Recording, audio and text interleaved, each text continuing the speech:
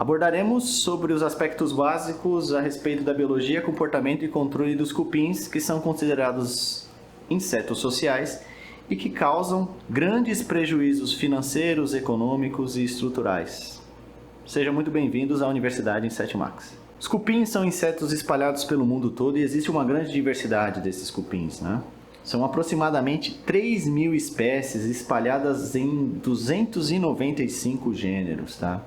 Só no continente americano são 99 gêneros e mais de 500 espécies descritas, fora aquelas que ainda serão descobertas e descritas. No Brasil são aproximadamente 290 espécies. É um país de grande diversidade. Pouco mais de 80 espécies são consideradas pragas, agrícolas e urbanas. Eu acho muito importante a gente diferenciar justamente o cupim de uma formiga voadora, é um dos primeiros passos. É comum a confusão entre esses dois insetos. De uma maneira geral, a gente vai começar destacando as formigas. Na época de reprodução, na época alada, isso aqui será uma futura rainha de formiga e essa um futuro rei ou rainha de cupim. As formigas, elas têm a antena geniculada, que a gente fala, que é a antena dobrada em L. O corpo da formiga ele é muito mais visível em relação às suas divisões, cabeça, tórax e abdômen, com a cinturinha, os pecíolos, os nós. Os cupins já apresentam as antenas mais retas e nós não vemos claramente essa divisão. Também há uma característica bem importante, mais difícil de ser notada, que são o tamanho das asas, né? As formigas elas têm 4 asas, 2 pares, os dois anteriores, as 2 asas anteriores menores e as 2 posteriores maiores. Enquanto os cupins também possuem as 4 asas, mas eles possuem as asas iguais. Por isso que antigamente existia a ordem Isóptera, que hoje virou um subgrupo. Em relação às castas sociais, são insetos sociais divididos em castas onde cada um vai ter uma função específica. Então existem aquelas castas dos indivíduos temporários. Os indivíduos temporários, como o próprio nome diz, eles vão ficar por pouco tempo dentro da colônia. São os indivíduos sexuados alados. São os reprodutores alados, né? Conhecidos popularmente como siriris e aleluias. Eles saem, copulam, né? Aliás, procuram seus parceiros sexuais, vão para o chão, acham um local para nidificar, copulam e iniciam uma nova colônia. E também existe a casta dos indivíduos permanentes. Existem aqueles que são os estéreis, os mais numerosos, soldados e operários, e existem aqueles indivíduos permanentes férteis, tá? Esses indivíduos eles são ápteros, ou seja, não há asa nesses indivíduos, que são o rei e a rainha, que têm a função única e exclusivamente de se reproduzir, que ficam dentro da colônia, e existem aquelas ninfas de substituição, ou reprodutores de substituição. Qual é a função desses indivíduos? Eles estão lá como se fosse um banco de reserva. Se a rainha e ou o rei morrerem, eles entram em ação para dar continuidade à colônia. Afinal, o objetivo principal de se controlar insetos sociais como os cupins é atingir os indivíduos reprodutores, principalmente a rainha, e também as ninfas ou reprodutores de substituição, sem a necessidade de fazer voo nupcial, tá? A revoada. Os operários têm a função de manter a colônia, né? Coletar, transportar o alimento, construir o ninho, enfim. E os soldados têm a função de defender a colônia e auxiliar os operários. Nesse sentido, eles são muito semelhantes às formigas. Aqui nós conseguimos ver uma foto onde nós temos aí praticamente 3 castas visíveis. A casta da rainha, da reprodutora, é a mais destacada na imagem, onde na ponta nós estamos vendo a cabeça, o tórax e o grande abdômen cheio de ovos. Temos os operários que estão auxiliando na limpeza da rainha e a rainha se locomover. E aqui na ponta inferior, mais difícil de ser visto, nós temos a cabeça de um operário. Os operários têm a cabeça mais desenvolvida e as mandíbulas também mais desenvolvidas. Portanto, é muito mais fácil diferenciar as espécies de cupins pelos soldados, tá? Os outros indivíduos são muito semelhantes. E tem os siriris aleluias, que são aquelas castas que vão voar para formar novas colônias. Então aqui tem reis e rainhas que formarão posteriormente novas colônias. E assim se dá o desenvolvimento reprodutivo de uma colônia de cupim. Os alados, eles saem para fazer a revoada, se encontram no ar, descem, encontram um local para nidificar, reproduzem e iniciam a colônia. A rainha vai ter a função ali de reprodução a vida toda e o rei fica ao lado dela. Dos ovos nascerão jovens, não há fase larval, são ninfas. As ninfas, elas vão se diferenciar ou em reprodutores e substituição, ou em soldados e operários, ou futuros reis e rainhas. Isso vai depender muito de condições genéticas, nutricionais, fisiológicas. Tá? Existe um comportamento comum em insetos sociais, mas que também existem em alguns outros insetos, mas no caso nós estamos falando de cupins, que é o comportamento de trofaloxia ou trofalaxia. O que é isso? É através desse processo em que um operário se alimenta da celulose, leva essa celulose no seu estômago para o interior do ninho da colônia e alimenta os outros indivíduos, os soldados que estão lá dentro, os operários, a rainha, os reprodutores de substituição, os jovens, as ninfas, dentro da colônia, que estão esperando esse alimento chegar até ele. Vale destacar, gente, o seguinte: cupins se alimentam única e exclusivamente de celulose. Nós encontramos celulose em vários pontos. Então tem celulose na madeira, tem celulose em livros, em cadernos, em roupas, nas plantas, né, nas cascas das árvores, nas suas raízes, em gestos cartonados. Por isso que eles podem atacar vários pontos dependendo da espécie. Não existem cupins que se alimentam de concreto nem de ferro. Isso é mito, tá? A trofalaxia também serve para eles fazerem troca de feromônios entre eles, através dos quais eles vão se comunicar, trocar informações. Conhecendo esse comportamento de trofalaxia, a gente consegue chegar na conclusão de que, atingindo os operários, a gente consegue atingir o interior da rainha. Ou seja, a gente tem que contaminar os indivíduos que estão ali no forrageamento, expostos, para que ele entre contaminado, atingindo os indivíduos lá dentro, principalmente a rainha e os reprodutores de substituição. Falando de cupins que afetam as áreas urbanas, nós temos aqui 4 principais espécies que existem aqui no Brasil. Cryptothermes brevis, que é o cupim de madeira seca. Coptothermes gestroi, que é um dos tipos de cupim subterrâneo. Heterothermes aço ou açu, que é outro tipo de cupim subterrâneo. E o Nasutithermes corniger ou corniger, que é o cupim arborícola. Destacamos aqui 4 espécies diferentes que a gente consegue visualmente diferenciá-los, mas todos são soldados, todos pertencem à casta dos soldados. Porque se nós colocássemos aqui os operários, ou a rainha, ou os siriris, aleluias, os reprodutores de substituição e os alados, seria muito difícil de diferenciá-los. Então a gente consegue diferenciar as espécies pelos soldados ou pelos vestígios que eles deixam nos ambientes atacados. Começando pelo cupim de madeira seca, Cryptothermes brevis, nós vemos aqui os vestígios mais comuns que eles deixam no ambiente. São esses pequenos granulados. Daqui nada mais são do que as fezes que os cupins descartam dentro das câmaras, dentro dos locais por onde eles caminham, dentro daquele madeiramento fixo. Exatamente isso. Cupim gosta de pegar a peça, o de madeira seca, uma peça fixa.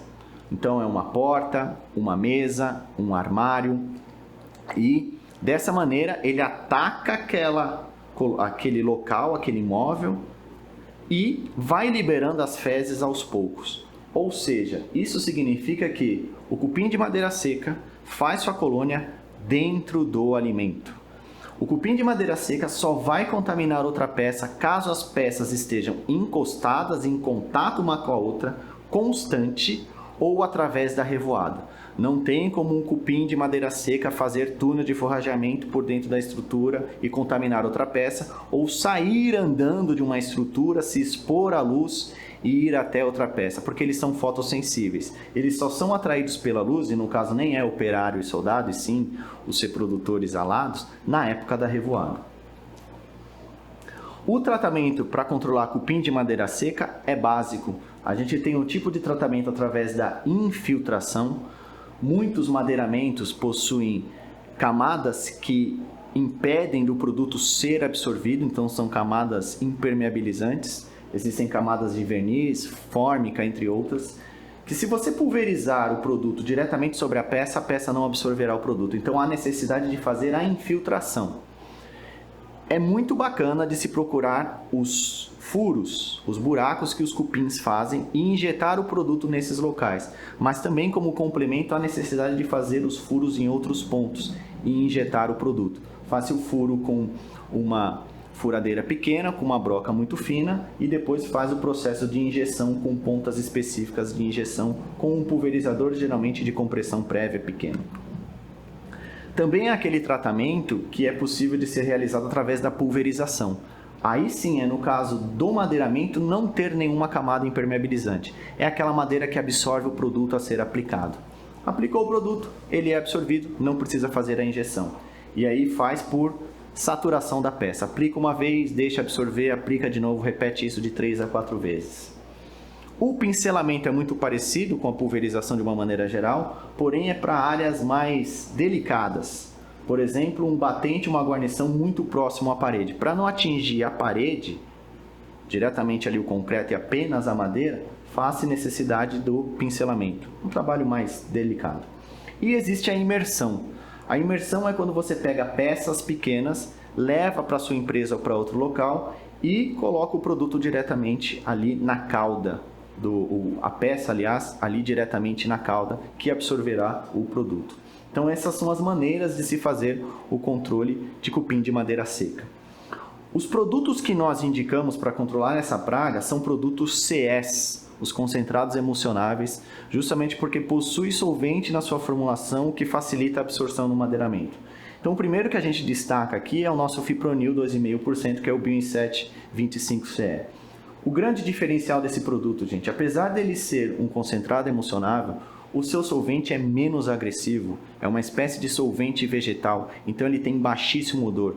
Caso vá tratar um armário ou alguma outra peça interna, não vai ficar com aquele cheiro de querosene que a maioria dos inseticidas à base de fipronil CS no mercado possuem, tá? Então é o menor odor do mercado, além da sua dosagem baixa, são 50 ml para 10 litros de água ou isoparafina, tá? No caso do madeiramento, a gente indica muito esse tipo de solvente para facilitar a absorção. Outro ativo, né, outro produto que a gente indica para cupim de madeira seca é o Cipermaster 250, que nada mais é do que cipermetrina 25%.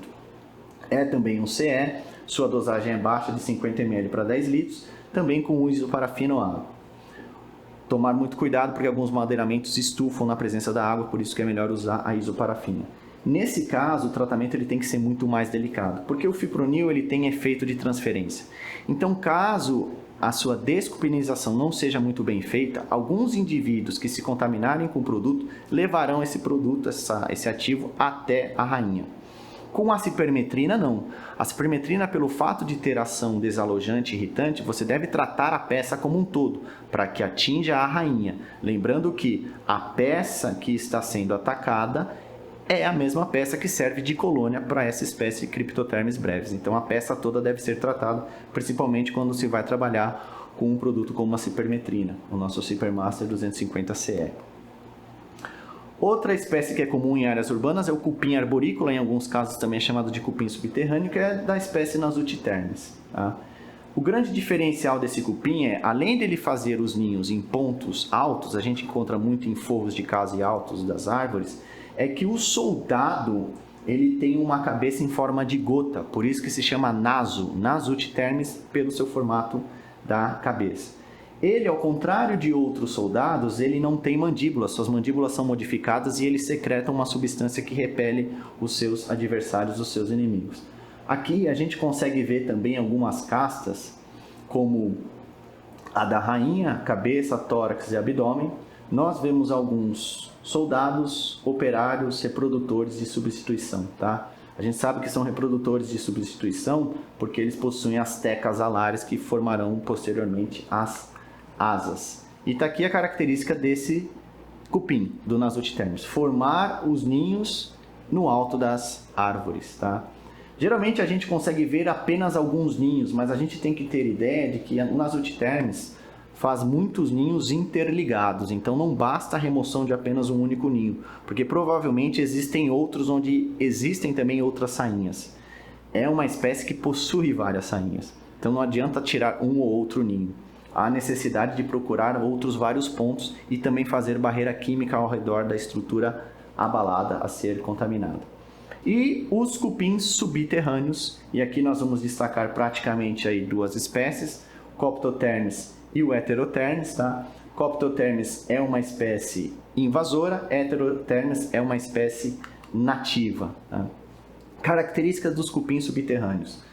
O tipo de ninho que eles fazem é um ninho cartonado, então possui essas características.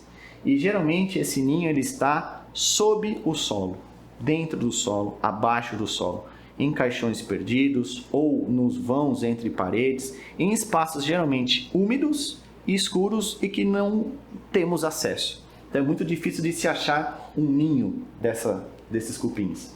Também existem os ninhos subsidiários. Quando a distância do alimento é muito longa do ninho principal, eles fazem ninhos satélites para facilitar esse processo logístico. Vão até um ponto, continuam, voltam, depositam o alimento, voltam e assim vai sucessivamente. Seus vestígios. Eles fazem esses túneis de forrageamento. Como são cupins subterrâneos, eles caminham por dentro da estrutura. A partir do momento que não existem mais caminhos alternativos por dentro da estrutura, eles se expõem, mas são fotossensíveis. Portanto, eles utilizam as fezes, saliva e o material celulósico que eles estão consumindo para justamente construir esses túneis de forrageamento, até chegar o alimento preferido, a celulose. Entendam que cupins, eles não conseguem achar a celulose. Cupins, geralmente, os subterrâneos, eles são atraídos por pontos de umidade. Então, geralmente, onde tem muita umidade, o cupim subterrâneo vai até o local. É aleatório, então não dá para programar para onde ele vai. Por isso que eles fazem vários caminhos alternativos até chegarem na fonte de alimento e avaliam se aquela fonte vale a pena ou não. Então, nós temos aqui alguns tipos de vestígios e até mesmo ninhos que ficam dentro das paredes. Cupim é uma praga silenciosa, a gente só percebe geralmente depois que o estrago está feito. Tá? Então, várias alternativas para os cupins subterrâneos caminharem por debaixo das estruturas, por dentro das estruturas, pelos túneis de forrageamento, por baixo das casas, vêm diretamente no solo, utilizam muito a rede elétrica através dos conduítes. As redes hidráulicas, já que são áreas úmidas, os vãos, frestas, rachaduras que existem por dentro das construções. E o interessante é que a área potencial de um cupim de forrageamento, de área de busca de alimento, pode atingir 10 metros de profundidade, isso descrito em literatura, e de 50 a 200 metros de extensão ao redor da casa, ao redor da estrutura contaminada a ser atacada. Então isso é bastante relevante, a gente não sabe exatamente onde a colônia está. Por isso que é muito importante, na hora de fazer o tratamento para cupim subterrâneo, utilizar produtos de baixa dosagem e com efeito de transferência, jamais um produto com efeito repelente ou knockdown. Então aqui tem alguns casos onde alguns ninhos, geralmente subsidiários, são achados porque os ninhos principais são mais difíceis e são mais profundos. Tá? Nesses ninhos subsidiários, geralmente não há a existência de uma rainha. Existem alguns reprodutores de substituição, justamente para que eles possam vir a funcionar posteriormente caso a rainha ou o rei morram. E aqui as diferenças principais entre o cupim de madeira seca e o cupim subterrâneo. Morfologicamente, essas duas espécies, em termos de soldados, são bem diferentes. Né? O Coptotermes ou Heterotermes, ele tem uma cabeça bem desenvolvida e a mandíbula muito funcional. O Cryptotermes brevis, ele utiliza a sua cabeça geralmente para tampar os furos que fazem. Também existe uma diferença muito grande. As fezes do Cryptotermes são granuladas e são descartadas. As fezes dos cupins subterrâneos, elas são reaproveitadas para fazer os túneis de forrageamento. Fazem o ninho no solo ou em caixões perdidos, que pode ser no alto, entre as paredes ou embaixo do chão. E o cupim de madeira seca, ele faz a sua colônia, geralmente na peça que ele está atacando. Aqui a gente consegue ver dois vestígios diferenciados entre essas duas espécies. Cryptotermes brevis, que é o cupim de madeira seca, faz um estrago bem característico, como se tivesse sido arrancado várias camadas do madeiramento e descartam as fezes. O Coptotermes gestroi faz aquele caminho, aquele estrago mais cartonado, e eles se aproveitam as fezes. Evidentemente que pelo tamanho da colônia e pela capacidade de se alastrar, O Coptoterms gestroy, o Heterotherms, os cupins subterrâneos, eles são mais vorazes, mais agressivos, são mais difíceis de se controlar e o seu estrago é muito maior.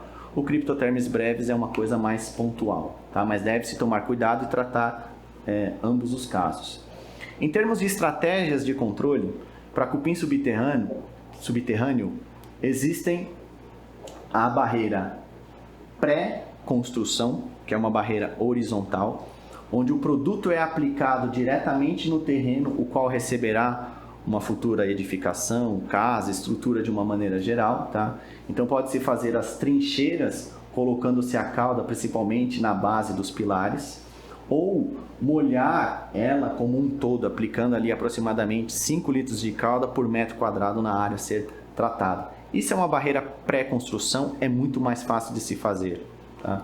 Porque o processo de aplicação do inseticida é mais prático.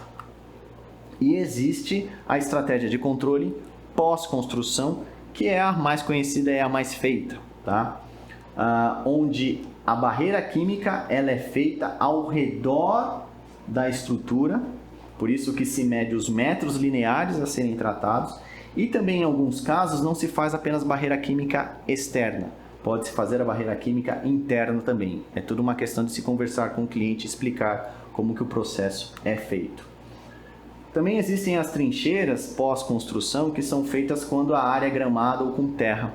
Então dá para se cavar as trincheiras e aplicar o produto com mangueiras, regadores, pulverizadores. Aí depende, também facilita bastante o controle, a aplicação do inseticida. O importante é sempre lembrarmos do seguinte: entre um furo e outro deve ter aproximadamente 30 centímetros de distância, de 30 a 40 centímetros de profundidade. A quantidade de produto aplicada por furo oscila de 1,5 litro a 2 litros de cauda, justamente porque o produto ele se comporta da seguinte maneira: não só profundamente, como também lateralmente. A movimentação do produto é lateral ao solo. Isso é que é a barreira química, quando o produto desce e percorre para o lado se cruzando. Aí sim, dessa maneira, o cupim subterrâneo, o cupim de solo, que passar por aqui, ele vai se contaminar com o produto e levará essa contaminação para o interior da colônia. Para isso, a gente recomenda produtos com ação lenta, como o Bioinset 800 SC. Ele é um produto diferenciado porque sua diluição é muito baixa. Existem produtos à base de fipronil CE no mercado que são indicados para controle de cupim subterrâneo, onde a diluição vai de 150 ml para 10 litros de água. O Bioinset 800, ele gera uma cauda de até 400 litros, esse 1 litro aqui, onde 25 ml desse produto é direcionado em 10 litros de água. Ele rende muito. Outra vantagem, é um produto à base de água, menos agressivo para o solo, se espalha bem no solo. Tem 2 princípios ativos, o fipronil e o imidacloprid, que são 2 produtos potencializados de ação lenta, ação de transferência. Então são essas vantagens que o Bioinset 800 oferece para você. Você consegue controlar os cupins subterrâneos, arborícolas, de gramado, de pasto, enfim, tem uma série de vantagens no uso desse produto, além de seu alto rendimento, como eu disse anteriormente. 25 ml para 10 litros, 1 litro desse produto rende 400 litros de cauda, enquanto dos concorrentes, de 150 ml para 10 litros, rende uma cauda de no máximo 60 litros. Também há necessidade de tratar o madeiramento atacado pelo cupim subterrâneo, pelo cupim de solo, utilizando o Bioinset 25CE, fipronil 2,5%, o mesmo utilizado para cupim de madeira seca, só que esse produto ele vai ser direcionado para o madeiramento. Diluição de 50 ml para 10 litros. No caso, se for utilizado para barreira química, é a diluição de 150 ml para 10 litros de água. Tá? No madeiramento pode-se utilizar isoparafina, água, tomar muito cuidado, como nós já dissemos anteriormente. E daí o produto vai ser infiltrado ou pulverizado diretamente ali na trilha de forrageamento ou no madeiramento que está sendo atacado. Sempre há necessidade disso. Muito obrigado pela atenção de todos. Hoje nós vimos na Universidade Inset Max Biologia, Comportamento e Controle das Pragas. Qualquer dúvida deixe nos comentários que posteriormente nós responderemos. Até o próximo vídeo, pessoal. Grande abraço.